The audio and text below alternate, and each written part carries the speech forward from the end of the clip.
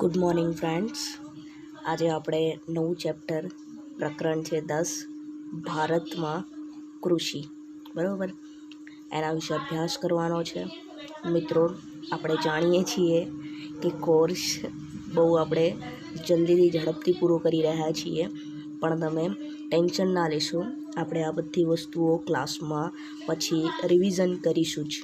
Okay. અને તમને કોઈ પણ પ્રકારનો જો ચેપ્ટરમાં ડાઉટ લાગે, અસાઇનમેન્ટમાં ડાઉટ લાગે, તો તમે મને વોટ્સઅપ કરી શકો છો. આજે પ્રકરણ 10, જેમાં ભારત અને કૃષિની વાત કરવાની છે, એટલે કે ખેતીની વાત કરવાની છે. તમે સૌ જાણો છો કૃષિ, ખેતી વિશે, કે ભારતમાં ખેતી, બરાબર, એ આપણા બધાની મુખ્ય પ્રવૃત્તિ છે.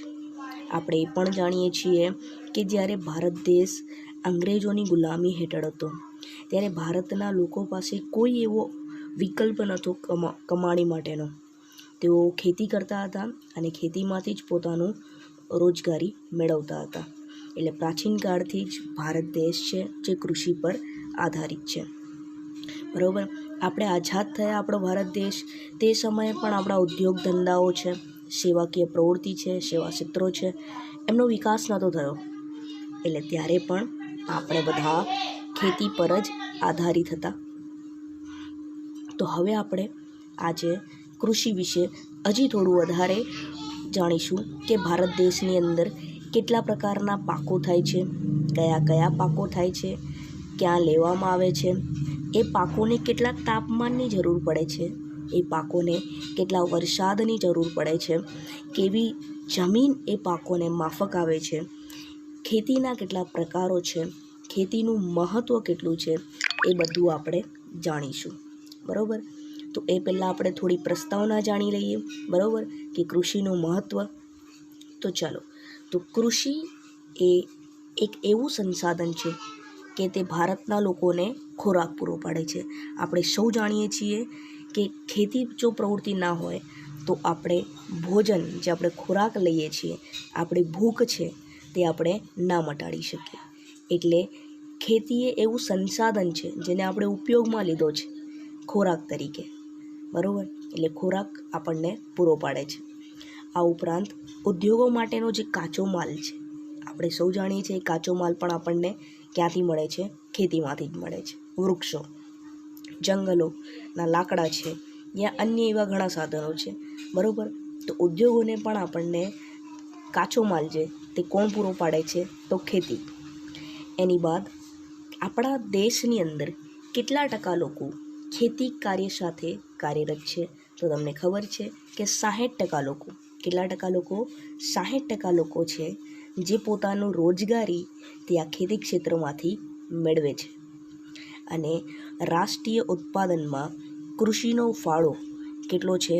તો કૃષિનો ફાળો આપણે કહીએ કે રાષ્ટ્રીય આવકમાં, આપણે કહીએ અહીંયા કે ઉત્પાદન છે એની જગ્યાએ હું લખી દઉં છું કે રાષ્ટ્રીય આવકમાં. તો રાષ્ટ્રીય આવકમાં ખેતીનો ફાળો છે 22%.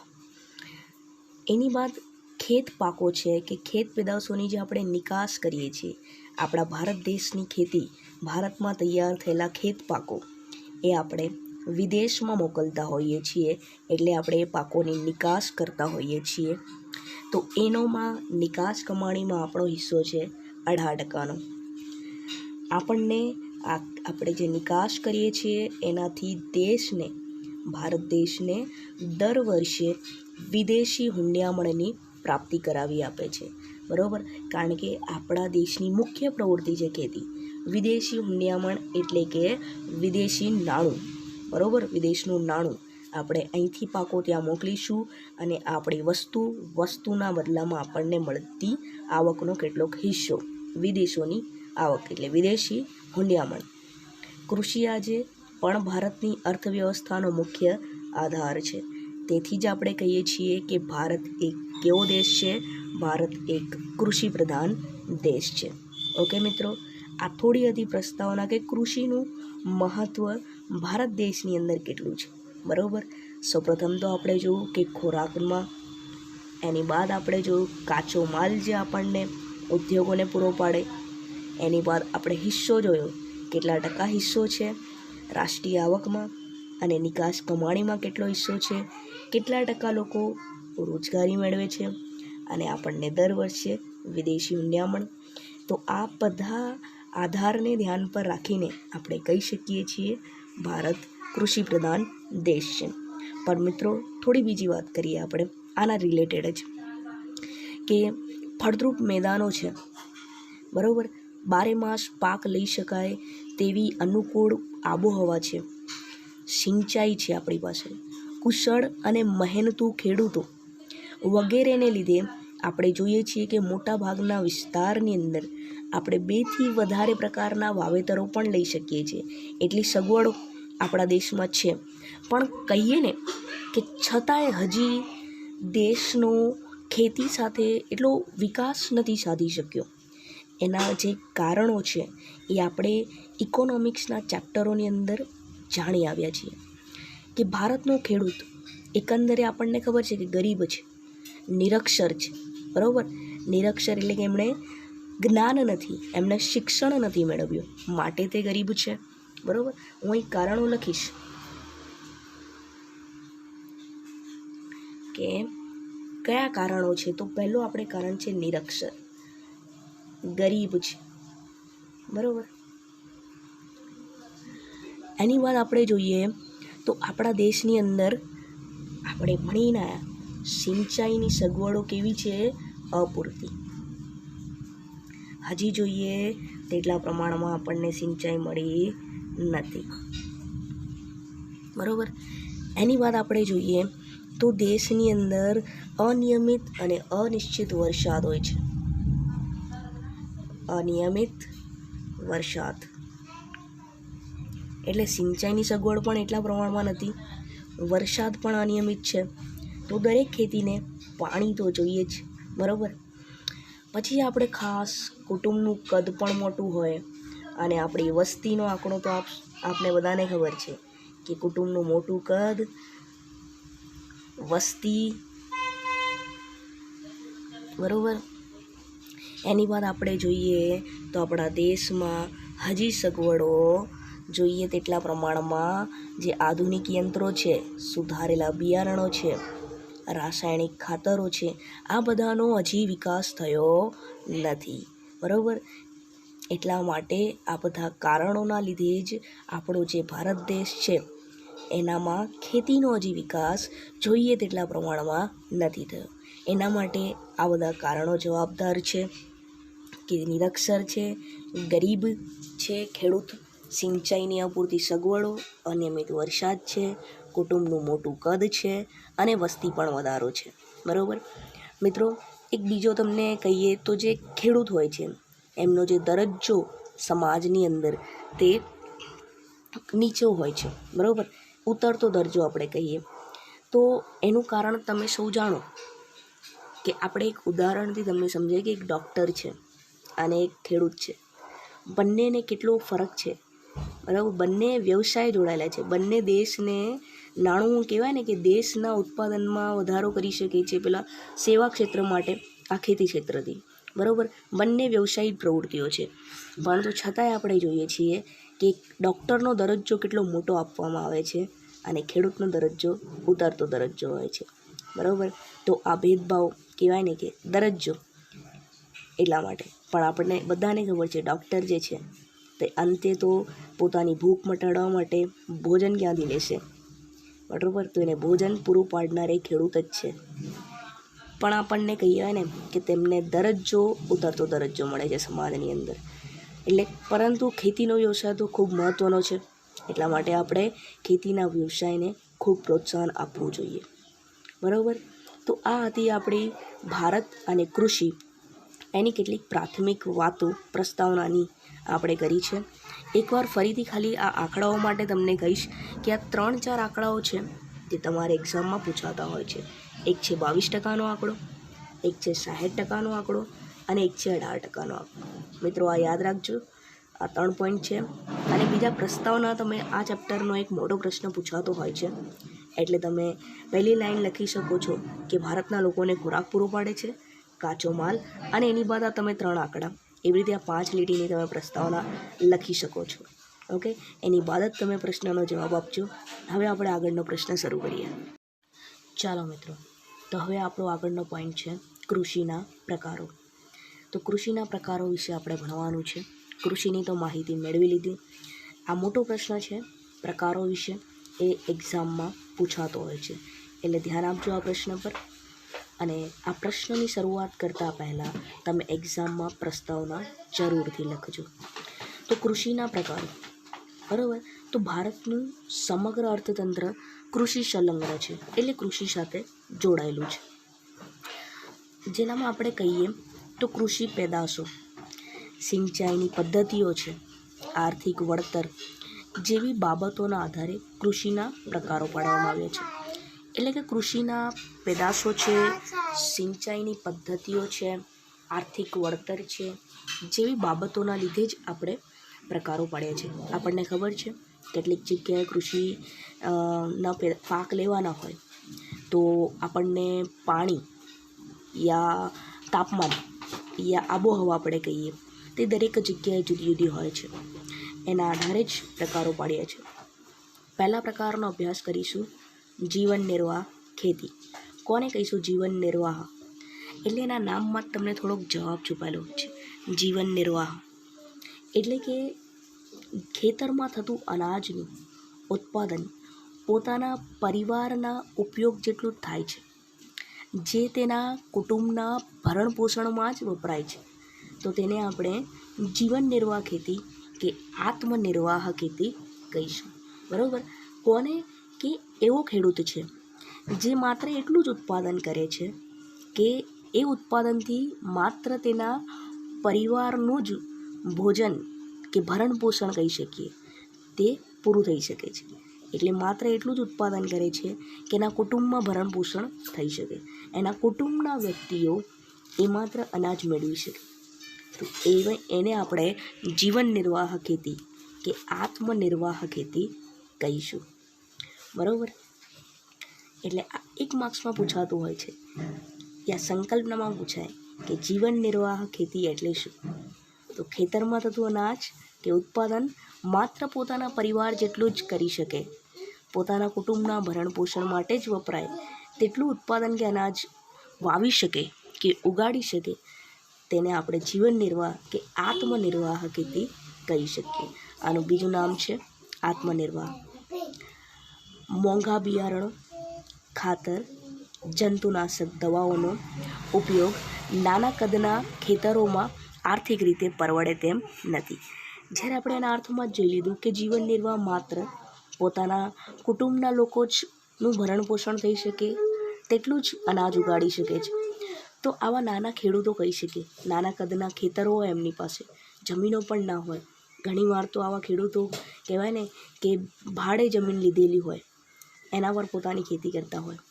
તો એવા લોકો મોંઘા બિયારણો છે કે ખાતર છે કે જંતુનાશક દવાઓ છે, આવા વસ્તુઓનો ઉપયોગ નથી કરી શકતા, કારણ કે આવી વસ્તુઓની ખરીદી માટે નાણું વધારે વપરાઈ જતું હોય છે. એટલે આમને આર્થિક રીતે પરવડી ના શકે. આયોજન પંચની અનેકવિધ ખેત વિષયક યોજનાઓનું અમલીકરણ કરવા છતાં આજે પણ ભારતના કૃષિકારની આર્થિક સ્થિતિ એકંદરે નબળી જોવા મળે છે. આપણને ખબર છે કે પંચવર્ષીય યોજનાઓ જે ઈસવીસન 1951થી અમલમાં મુકાઈ હતી, અને આપણી પ્રથમ જે પંચવર્ષીય યોજના હતી તે પણ ખેતીને જ લગતી હતી. એટલે આપણા દેશની અંદર આવી આયોજન પંચની યોજનાઓનો અમલમાં મૂક્યો, છતાંય આપણા દેશનો કૃષિ ક્ષેત્રે જે સ્થિતિ હતી તે નબળી આપણને જોવા મળી.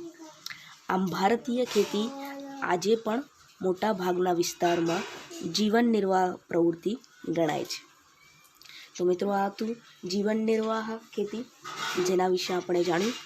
હવે આપણે આગળની છે નંબર 2નો પ્રકાર છે સૂકી ખેતી. કઈ? સૂકી ખેતી. તમને પણ એના નામની અંદર જ સમજમાં આવી ગયું હશે કે સૂકી ખેતી આપણે કોને કહીશું. બરાબર. તો સૂકી ખેતી એટલે કે જ્યાં વરસાદ ઓછો પડતો હોય, સિંચાઈની સુવિધા પણ નથી, તેવા વિસ્તારોમાં ખેતી માત્ર વરસાદ પર જ આધારિત હોય છે. ત્યાંની જમીનમાં સંગ્રહાયેલા ભેજના આધારે જ એક જ પાક લેવામાં આવે છે. તેને આપણે સૂકી ખેતી કહેવાય છે. બરાબર, એટલે કે વરસાદ ઓછો હોય, સિંચાઈની સુવિધા પણ ન હોય અને માત્ર વરસાદ પર આધારિત હોય તો તેને આપણે સૂકી ખેતી કહીશું. હવે આ પ્રકારની ખેતીમાં પાણીની ઓછી જરૂરિયાતવાળા પાકોની જ ખેતી થઈ શકે. કેમ? કારણ કે વરસાદની પણ અનિયમિતતા છે, સિંચાઈની સગવડ પણ નથી. તો એવા પાકો કે જે ઓછું પાણી, બરાબર, આપણે એ સૂકી ખેતી જ્યાં થતી હોય ત્યાં આપણે ડાંગરના પાક છે યા કહી શકીએ ઘઉંના છે, તો એ પાકો ના લઈ શકીએ. આપણે એવા પાકો કે જ્યાં પાણીની જરૂરિયાત ઓછી પડતી હોય, એટલે કે જુવાર, બાજરી, કઠોળ છે, તેના પાકો આપણે લઈ શકીએ. બરાબર.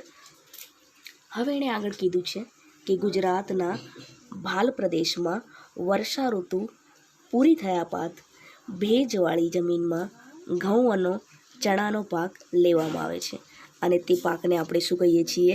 રવિ પાક. રવિ પાક એટલે મિત્રો એવા પાક જે શિયાળામાં લેવામાં આવતા હોય છે. 3 મુખ્યત્વે પ્રકાર પડતા હોય છે. એના વિશે કહીશ કે 3 મુખ્યત્વે પ્રકારોમાં એક તો છે રવિ પાક, જે શિયાળા દરમિયાન લેવાતો હોય છે. નંબર 2 છે જાયદ પાક, જે આપણે ઉનાળાના સમયમાં લેવામાં આવતા હોય તેવા પાકોને આપણે જાયદ પાકો કહીએ છીએ. ચલો, તો હવે આપણે આગળ જોઈશું આંધ્ર ખેતી. તો આંધ્ર ખેતીમાં આપણે વાત કરવાની છે કે જ્યાં વરસાદનું પ્રમાણ વધુ છે. બરાબર. આપણે આગળ જોઈ તે સૂકી ખેતી હતી અને આપણે અહીંયા જોઈશું તે ખેતીનું નામ છે આંધ્ર.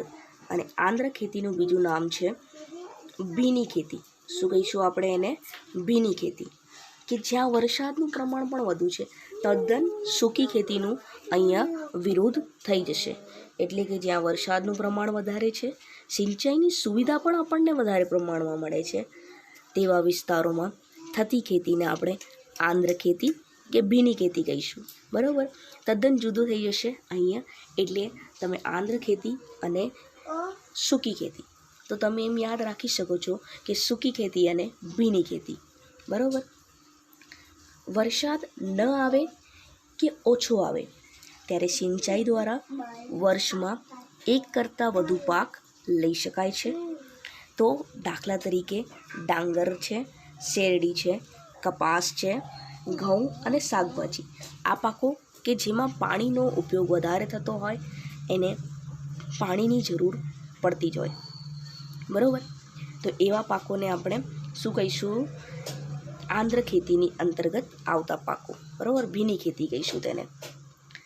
હવે આપણું આગળ ચોથા નંબરનો પ્રકાર પડે છે સ્થળાંતરિત ખેતી. સ્થળાંતરિત ખેતીનું પણ બીજું નામ છે ઝૂમ ખેતી. તો હવે ઝૂમ ખેતી આપણે કોને કહીશું? તો જંગલોના વૃક્ષોને કાપીને, ડાળીઓ કે પાન સળગાવીને, જમીન સાફ કરીને ખેતી કરવામાં આવે છે. જે 2 કે 3 વર્ષ બાદ જમીનની ફળદ્રુપતા ઘટી જતાં તે વિસ્તાર છોડી લોકો અન્ય વિસ્તારમાં સ્થળાંતરિત થઈ તે જ રીતે ખેતી શરૂ કરે છે. તો તેને આપણે ઝૂમ ખેતી કહેવાય છે. બરાબર. એટલે કે સ્થળાંતરિત ખેતી આપણે એમ કહી શકીએ કે એવી ખેતી કે જેને અમુક સમય માટે 2 કે 3 વર્ષ માટે જ આપણે એ જગ્યાએ આપણી પાક લઈ શકતા હોઈએ છીએ અને એની ફળદ્રુપતા ઘટી જાય. બરાબર. એના જે પોષક દ્રવ્યો છે તેની માત્રા ઘટી જાય તો આપણે તે જગ્યાએથી બીજી જગ્યાએ સ્થળાંતર કરવું પડતું હોય છે. તો એવી ખેતીને આપણે સ્થળાંતરિત ખેતી કે ઝૂમ ખેતી કહી શકીશું. મિત્રો, એક્ઝામમાં તમને જરૂરી નથી કે સ્થળાંતરિત ખેતી પૂછે. 1 માર્ક્સમાં એમ પણ પૂછી શકે છે કે ઝૂમ ખેતી એટલે શું. બરાબર. તો તમારે એનો જવાબ આપવાનો છે કે એવી ખેતી કે જ્યાં વર્ષમાં 2 કે 3 વર્ષ સુધી પાક લઈ શકાય, સમય જતાં તેની ફળદ્રુપતા ઘટે તો તે વિસ્તાર છોડી બીજા વિસ્તારમાં સ્થળાંતરિત કરવું પડતું હોય અને નવી જગ્યાએ ખેતી શરૂ કરવામાં આવે તો તેને આપણે ઝૂમ ખેતી કહીશું. બરાબર. હવે આ પ્રકારની ખેતીમાં આપણે જોઈએ તો ધાન્ય પાક છે કે શાકભાજી છે તે આપણે ઉગાડી શકાય છે. આમ આ ખેતીમાં ઉત્પાદન કેવું હોય છે? ઓછું હોય છે. કેમ? કારણ કે એની ફળદ્રુપતા ઘટે તો આપણે અન્ય જગ્યાએ સ્થળાંતરિત કરવું પડતું હોય છે. એટલા માટે જ આની જે ખેતીમાં ઉત્પાદન જે હોય છે તે ખૂબ ઓછું થાય છે. હવે આપણો આગળનો 5મા નંબરની છે બાગાયતી ખેતી. બાગાયતી ખેતી વિશે પણ તમે જાણો છો. કયા પાકો કે જેનામાં આપણે કહી શકીએ મૂડીરોકાણ પણ વધારે કરવું પડતું હોય એવા પાકો જેમ કે ચા છે, કોફી છે, બાગાયતી બગીચાના પાકો જેને આપણે કહીશું. બરાબર. ચાલો તો બાગાયતી ખેતી વિશે જાણીએ.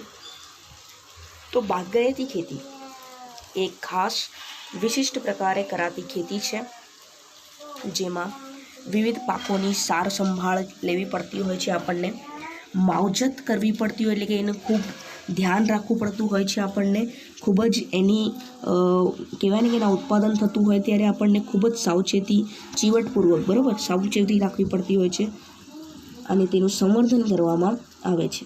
તો તેવી ખેતીને બાગાયતી ખેતી કહે છે.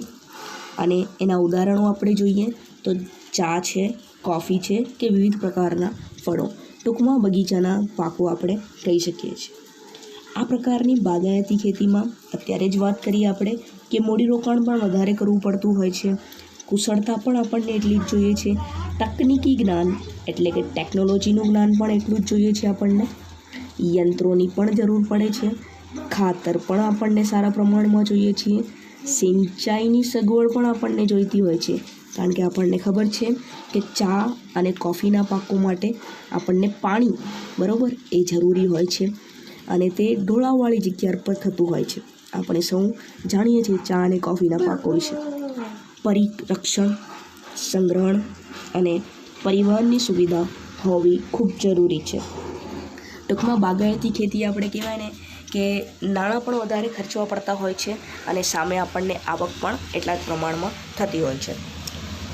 તો બાગાયતી ખેતીમાં વિવિધ બીજા પાકો પણ છે જેમ કે રબર છે, ચા છે, કોફી, નારિયેળ ઉપરાંત ફળો પણ હોઈ શકે છે જેમ કે સફરજન, સંતરા, કેરી, દ્રાક્ષ, આંબળા, ખારેક એટલે જે ખજૂર હોય છે અને જે સુકાઈ ગયા બાદ જે આપણે તેને ઉપયોગ લેતા હોય છે અને જે ખૂબ ગરમ હોય છે બરાબર એની પણ આપણને ખૂબ જ માવજત સાથે ખેતી થાય છે.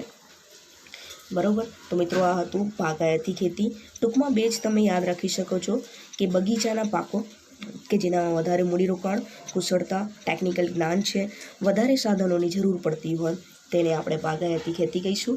અને ઉદાહરણ તમારે ચા અને કોફીના યાદ રાખવાના. ખૂબ સરળ છે ખેતીના પ્રકારો. માત્ર ને માત્ર તમારે એના મુદ્દાઓ યાદ રાખવાના છે. બરાબર. 6 પ્રકારની ખેતી છે. હવે આપણે જોઈશું સઘન ખેતી. તો સઘન ખેતી કોને કહીશું? બરાબર.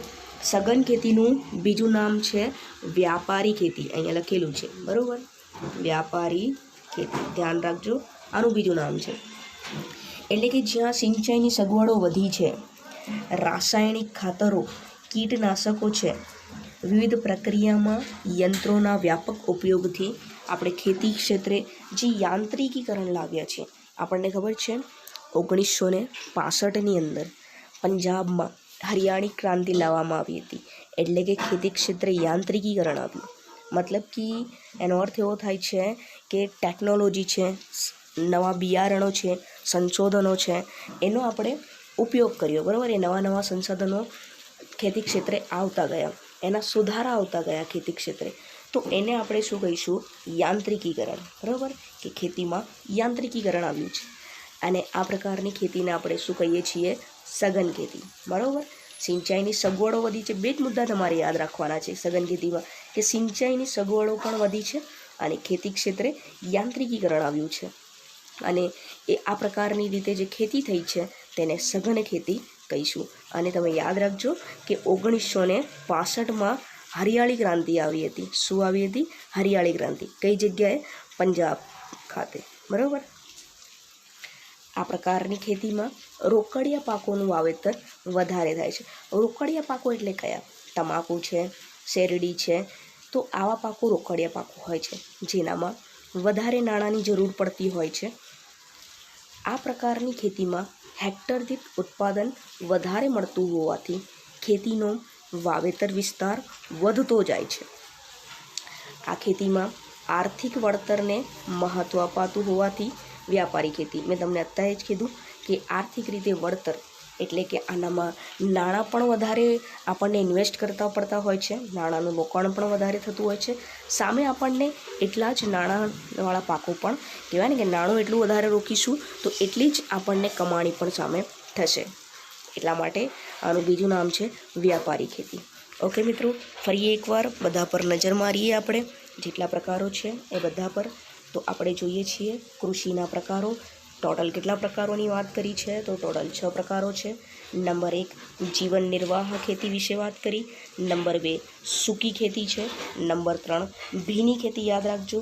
નંબર 4 આપણે જોઈએ તો ઝૂમ ખેતી છે, કાં તો સ્થળાંતરિત ખેતી યાદ રાખજો. એટલે સ્થળાંતરિત પરથી તમને મુદ્દો લખતા ફાવશે કે ભાઈ એની અમુક 2 કે 3 વર્ષ બાદ જમીનની ફળદ્રુપતા ઘટે તો આપણે એ ખેતીને સ્થળાંતરિત કરવું પડતું હોય છે બીજી જગ્યાએ, તો એને આપણે સ્થળાંતરિત ખેતી કહીશું. નંબર 5 છે આપણી પાસે બાગાયતી ખેતી અને નંબર 6 છે આપણી પાસે સઘન ખેતી. એટલે આ રીતે આપણે ખેતીના કેટલા પ્રકારો જોયા? 6 પ્રકારો. જીવન નિર્વાહ, સૂકી, ભીની, ઝૂમ ખેતી, પછી આપણે સઘન ખેતી પણ જોઈ અને હજી એક પ્રકાર આપણું છે બાગાયતી ખેતી. આમ 6 પ્રકાર આપણે જોયા. બરાબર. જીવન નિર્વાહ, બીજું નામ છે આત્મનિર્વાહ. એટલું જ ઉત્પાદન કરે કે માત્ર પોતાના પરિવાર છે, કુટુંબના ભરણપોષણ થઈ શકે. બરાબર. અને આપણે જોયું કે માત્ર પોતાના પરિવાર માટે કરે તો એના માટે એ મોંઘા બિયારણો, ખાતર, જંતુનાશક વગેરે એને પરવડે ના. બરાબર. એની બાદ આપણે સૂકી ખેતી એટલે કે એનામાં પણ 2-3 મુદ્દા યાદ રાખવાના. વરસાદ ઓછો, સિંચાઈની સુવિધા પણ નથી માટે. બરાબર. અને પાકોના નામ જુવાર, બાજરી, કઠોળ. એની બાદ આગળ આંધ્ર ખેતી મતલબ કે કઈ ખેતી? ભીની ખેતી. બધાના નામ લખશો એટલે એક પોઈન્ટ વધી જશે. આનામાં તદ્દન જુદું, વરસાદ વધુ છે, સિંચાઈ પણ વધુ છે. ઓકે. અને કયા પાકો છે? તો કપાસ, ઘઉં, શાકભાજી. હવે આગળ આપણો છે ઝૂમ ખેતી. તો ઝૂમ ખેતીમાં આપણે વાત કરી કે 2 કે 3 વર્ષવાળી. બરાબર. અને ખૂબ ઉત્પાદન ઓછું હોય છે. બાગાયતી ખેતી તો ખાસ પહેલો જ મુદ્દો હોય છે મૂડીરોકાણ, કુશળતા વધારે એટલે કે નાણું વધારે રોકવું પડતું હોય છે, સાર સંભાળ વધારે આપવી પડતી હોય છે, ચા, કોફી આવા પાકો છે એના, એ સિવાય સફરજનવાળા. છેલ્લી આપણી છે સઘન ખેતી. એના માટે મેં તમને કીધું કે એનામાં રોકડિયા પાકોનું વધારે વાવેતર થાય છે અને ખાસ સગવડો સિંચાઈની વધી છે અને યાંત્રિકરણ આવ્યું છે. બીજું નામ છે વ્યાપારી ખેતી. બહુ સરળ છે મિત્રો, પૂછાતું હોય છે. ખૂબ સારી રીતે તમે ડાયાગ્રામ દ્વારા પણ આને દર્શાવી શકો છો. ડાયાગ્રામમાં મેં તમને અગાઉ બહુ પ્રકારના એવા ડાયાગ્રામ બતાવ્યા છે કે કઈ રીતે તમે અટ્રેક્ટિવ બનાવી શકો છો. એક તો સર્કલ બનાવી અને તમે એનામાં આ રીતે 6 પ્રકાર કે જેટલા પ્રકાર પડતા હોય 6 પ્રકાર પડે છે અને 6 રીતે તમે લખી શકો છો. એક આ રીતે ડાયાગ્રામ બતાવ્યો હતો અને એક બીજો ડાયાગ્રામ છે આપણે આ રીતે કે આવી રીતે તમે કૃષિના પ્રકારો 1, 2, 3, 4, 5, 6 એવી રીતે તમે લખી શકો છો. એટલે બહુ રીતે આપણે ડાયાગ્રામ બનાવી અટ્રેક્ટિવ રીતે પેપર લખી શકીએ છીએ. ચાલો મિત્રો, ડાઉટ હોય તો તમે કહેશો.